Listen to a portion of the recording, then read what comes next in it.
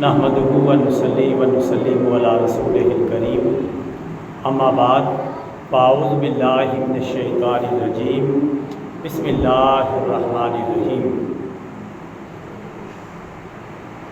جہاد فی سبیل اللہ اندھیروں میں اجالا ہے، سمجھتا ہے حقیقت کو وسیع جس کا مطالعہ ہے۔ جناب پیر و مرشد تو مریدوں کو مجاہد کر، فقط خالی مریدوں سے مجاہد رتبے بالا ہے۔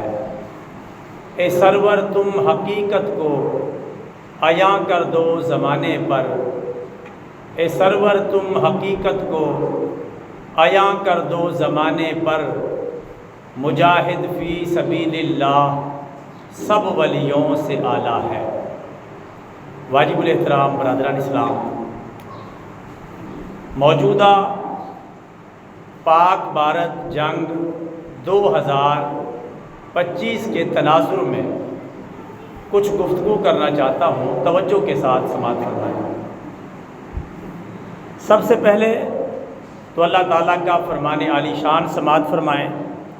اللہ تعالیٰ قرآن حکیم میں ارشاد فرماتا ہے، سورۃ الانفال کی آیت نمبر 45، یا ایھا الذین آمنوا اذا لقیتم فئۃ فاثبتوا واذکروا اللہ کثیرا لعلکم تفلحون۔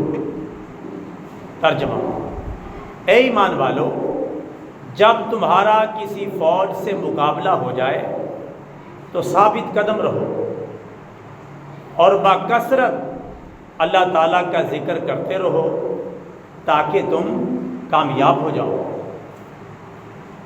برادران اسلام، قرآن مجید کی سینکڑوں آیات جہاد فی سبیل اللہ پر موجود ہے، جن میں واضح طور پر اللہ تعالیٰ نے جہاد فی سبیل اللہ کا حکم دیا ہے۔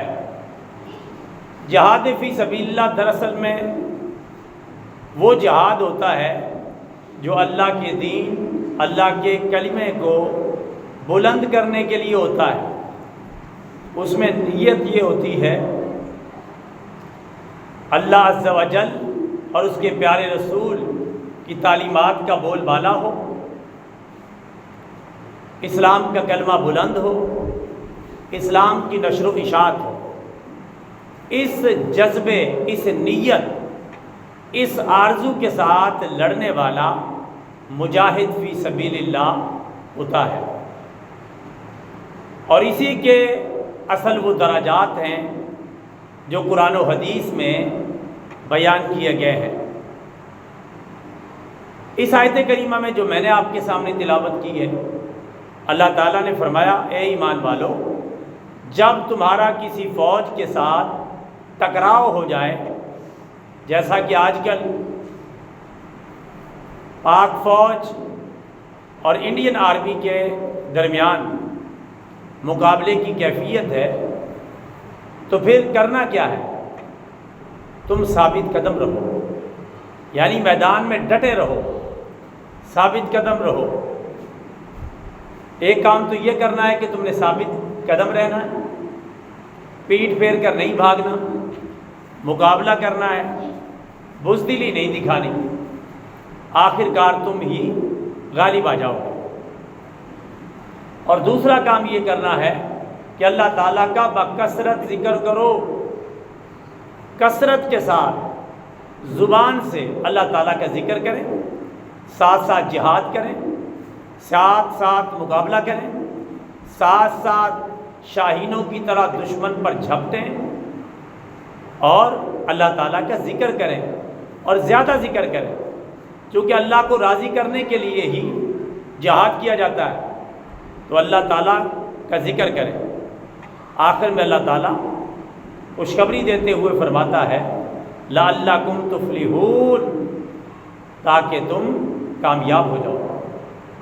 تو کامیابی دو چیزوں سے ملے گی، ثابت قدم رہنے سے ملے گی، اور اللہ تعالیٰ کا بکثرت ذکر کرنے سے ملے گی۔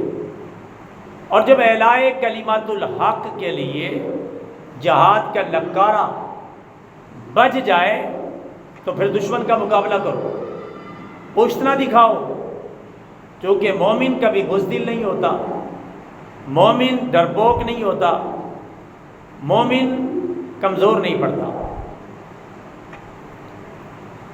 اور مومن مقابلہ کرتا ہے، چاہے کمزور بھی ہو تب بھی مقابلہ کرتا ہے۔ کافر ہو تو شمشیر پہ کرتا ہے بھروسہ، مومن ہو تو بے تیغ بھی لڑتا ہے سپاہی، اقبال کا شعر ہے۔ تو مقابلہ کرنا ہے اور ڈٹ کے رہنا ہے۔ اور کیسے مقابلہ کرنا ہے؟ اللہ نے چند آیات کے اندر بتا بھی دیا ہے، فَضْرِبُوا فَوْقَ الْأَعْنَاقِ، ان کی گردنیں اڑا دو، وَضْرِبُوا مِنْهُمْ كُلَّ بَنَانٍ، ان کے جوڑ جوڑ کاٹ کے رکھ دو۔ اور اللہ تعالیٰ نے یہ بھی فرمایا فَاقْتُلُوهُمْ حَيْثُ وَجَدتُّمُوهُمْ، یہ حربی کافر جو تم سے مقابلے میں آ گئے، جہاں ملے ان کو قتل کر دو۔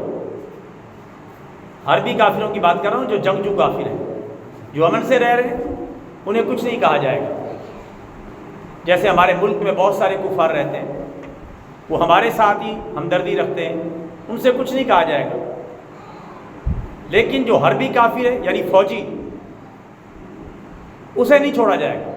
جنگ کے دوران کچھ آداب کا خیال رکھا جائے گا، درخت نہیں کاٹے جائیں گے، عورتوں کو نہیں مارا جائے گا، بچوں کو نہیں مارا جائے گا، شہری آبادی پر بلا وجہ حملہ نہیں کیا جائے گا، اور بیماروں کو قتل نہیں کیا جائے گا۔ یہ اسلام میں آداب ہے۔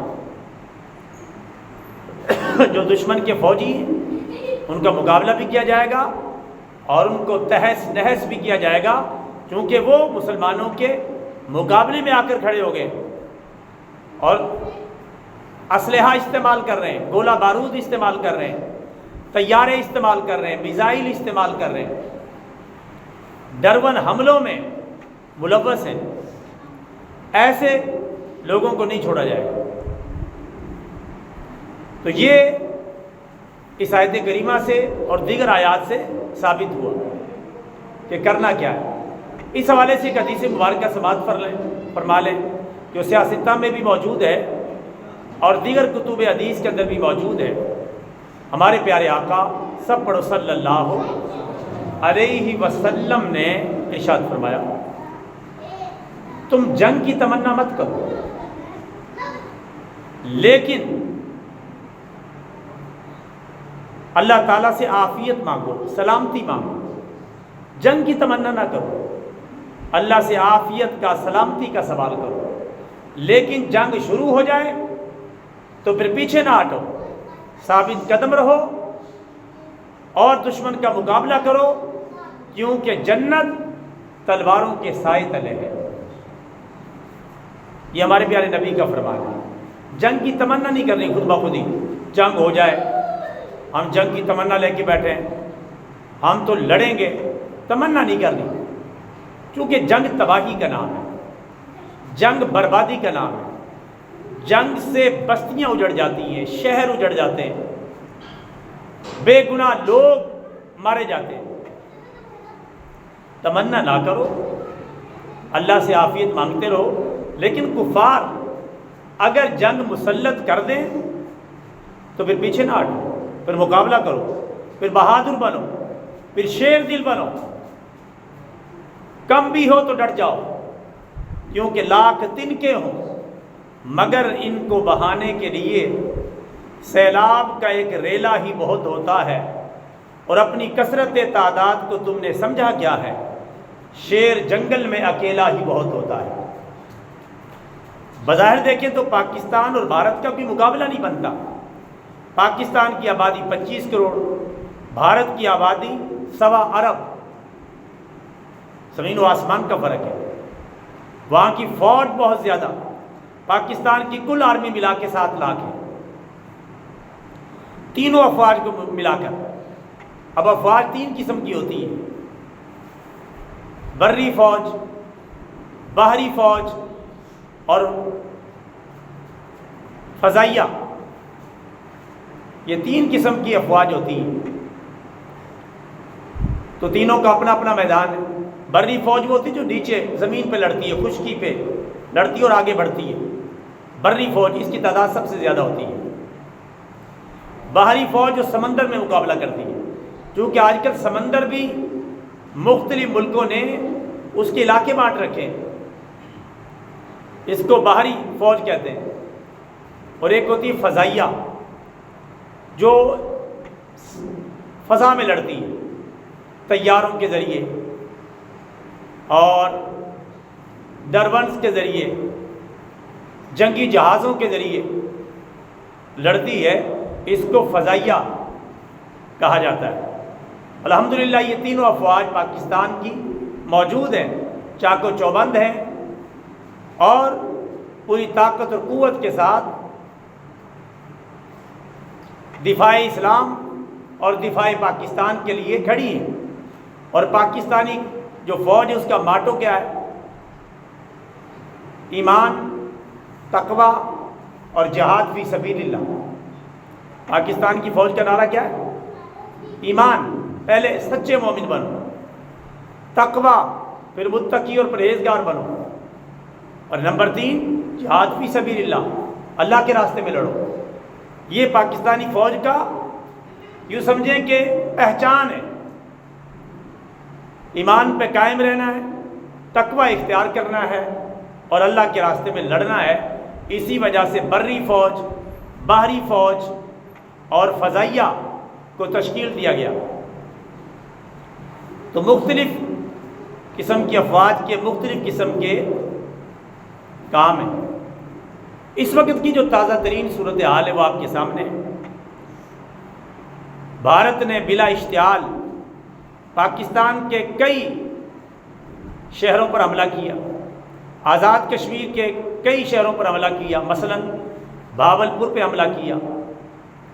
اسی طرح میں پہلے حملے کی بات کر رہا ہوں، اس کے علاوہ مرید کے میں حملہ کیا، اس کے علاوہ احمد پور شرقیہ میں حملہ کیا، اس کے علاوہ کوٹلی میں حملہ کیا، اس کے علاوہ جو ہے کوٹلی کے ساتھ علاقہ مظفر آباد وہاں حملہ کیا، اور کئی مقامات پر حملے کیے۔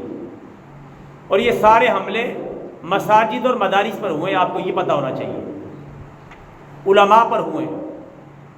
علماء الحمدللہ سب سے پہلے میدان عمل میں اپنی جان کی قربانی دینے کے لیے، یہ زیادہ تر حملے علماء پر ہوئے۔ مساجد اور مدارس کے اوپر حملے ہوئے، مجاہد قسم کے جو علماء تھے ان کے دفتروں پر حملے ہوئے، ان کی مساجد پر حملے ہوئے، ان کے مدارس پر ہی حملے ہوئے۔ ایک ایک عالم دین کے کئی بچے، اور ایک عالم دین کے تو 10 پوتے اور پوتیاں بھاولپور کے اندر شہید ہوئے، اور اسی طرح باقی مقامات پر ہیں۔ چونکہ دشمن جانتا ہے کہ یہ مولوی جب تک زندہ ہے اس وقت تک مسلمانوں کو مٹایا نہیں جا سکتا، چونکہ قرآن اس کے اندر ہے، پیارے نبی کا فرمان اس کے اندر ہے، جہادی قوت اس کے اندر ہے۔ اب تک کسی صحیح مولوی کی پاکستان میں حکومت ہوتی تو ہندوستان کب کا پاکستان بن چکا ہوتا۔ وہ ساری باتیں دیکھتے ہیں، وہ رنگ برنگے ترانوں سے اتنا نہیں ڈرتے، رنگ برنگی جہازوں سے اتنا نہیں ڈرتے جتنا علماء سے ڈرتے ہیں۔ دیکھیں پہلا حملہ علماء پر ہوا ہے، علماء نے قربانی پیش کی ہے،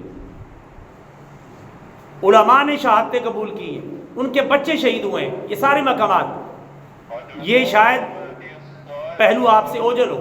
آپ کو یہ تو پتہ ہے بھاولپور میں حملہ ہوا ہے، آپ کو یہ تو پتہ ہے کہ کوٹلی میں حملہ ہوا ہے، آپ کو یہ تو پتہ ہے مرید کے میں حملہ ہوا ہے، لیکن یہ شاید نہ پتہ ہو کہ حملہ کیوں وہاں ہوا ہے، اور بھی تو شہر تھے۔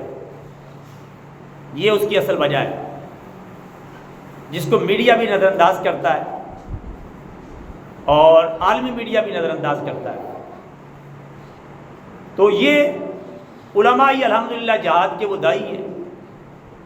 جہاد فی سبیل اللہ اندھیروں میں اجالا ہے، سمجھتا ہے حقیقت کو وسیع جس کا مطالعہ ہے۔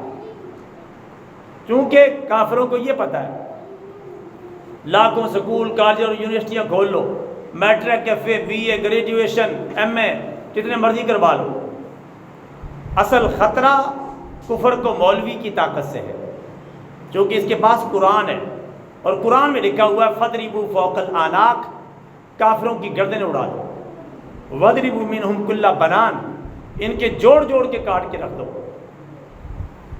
اور قرآن کی تعلیم کون دیتا ہے؟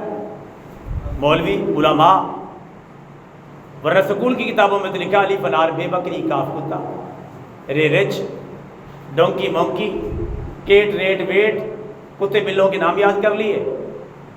اور اسی طرح میٹرک کا حال ہے، بی اے کا حال ہے، ایف اے کا حال ہے، آوارہ گردی کہانیاں پڑھ لی 2-4، اس کے بعد لڑکا بگڑ گیا، جی بی اے کر گیا۔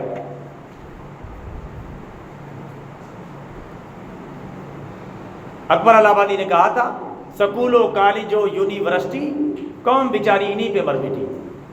وہ تعلیم سمجھ کے اسی کے پیچھے پڑ گئے، اصل تعلیم اللہ کے قرآن کی تعلیم ہے اور پیارے نبی کے فرمان کی تعلیم ہے۔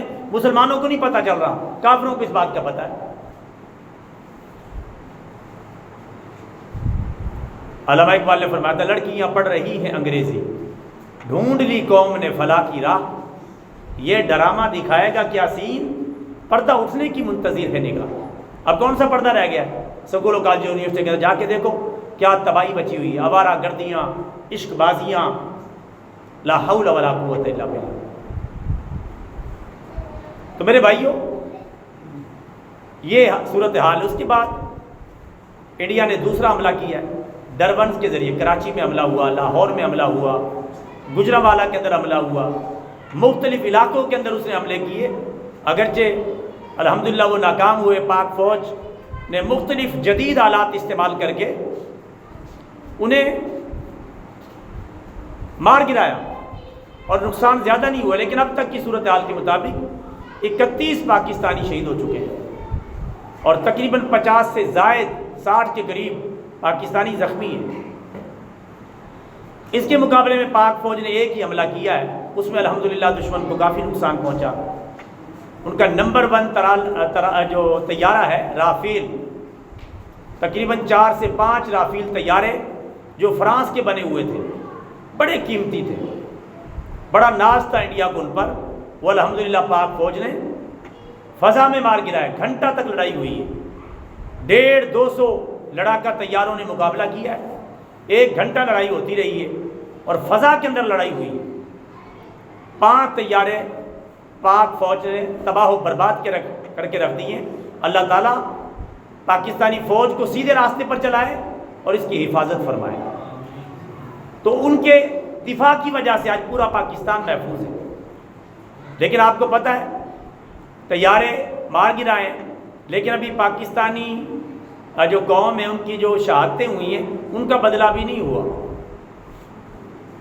طیارے جو ہے ایک انسانی جان کا مقابلہ تو نہیں کر سکتے، ان کا بدلہ بھی نہیں ہوا۔ پاکستان نے ان سے لیے وارننگ دی ہوئی ہے کہ کسی وقت بھی پاکستان کا حملہ ہوگا، اور انشاءاللہ یہ جتنا نقصان بھارت نے پاکستان کا کیا اس سے زیادہ۔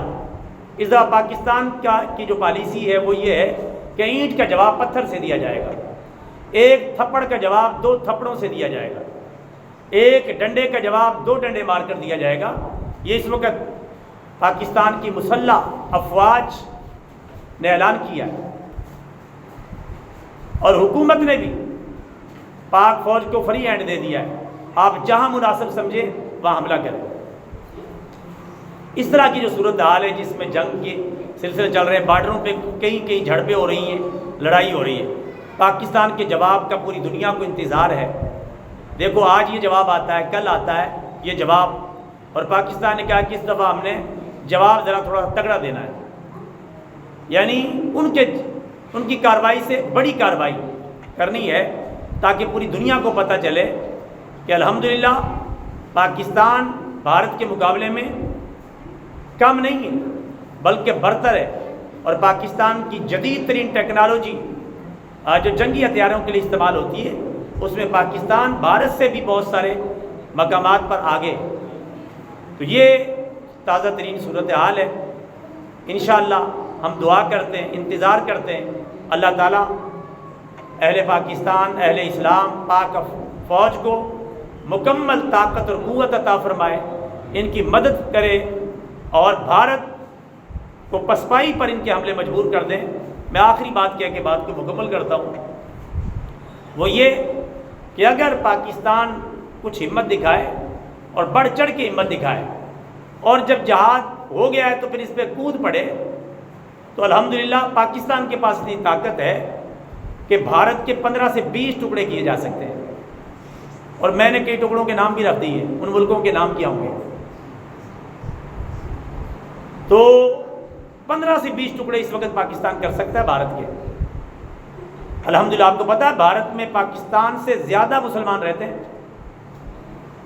پاکستان سے زیادہ مسلمان، پاکستان کے مسلمانوں کے ذریعے ہندوستان میں بغاوت کروائی جا سکتی ہے، مختلف حکمت عملی اپنا کر، ان کو اسلحہ، بارود، گولہ دے کر، ان کو اپنی طاقت اور قوت بنا کر، وہی ان کے لیے کافی ہے۔ ادھر سے پاک افواج اور اہل اسلام، اور ادھر سے سکھ جو ہے پاکستانی حکومت اور فوج کے ترلے کر رہے ہیں، ہمیں ساتھ ملا لیں، ہم ایک چھوٹا سا ملک نکال لیں اپنا، خالستان، انہوں نے اپنے ملک کا نام رکھا ہوا خالستان، ابھی بنا نہیں، کہتے خالستان نام کا ایک ہم بھی ملک نکال لیں اپنا تو ہماری مدد کریں۔